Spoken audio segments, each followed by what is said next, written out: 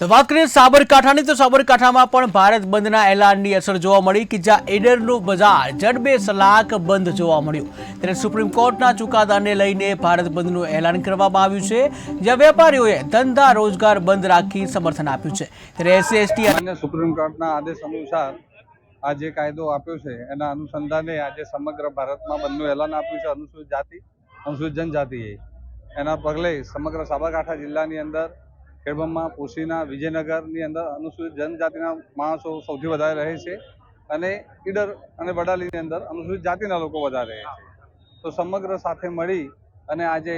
ભારત બંધના એલાનને અમે સમર્થન કરીએ છીએ આ કાયદો જલ્દીથી પાછો ખેંચાય એના માટે અમે વિનંતી કરીએ છીએ માન્ય નામદાર સુપ્રીમ કોર્ટને અને ભારત સરકારને અને ફરીથી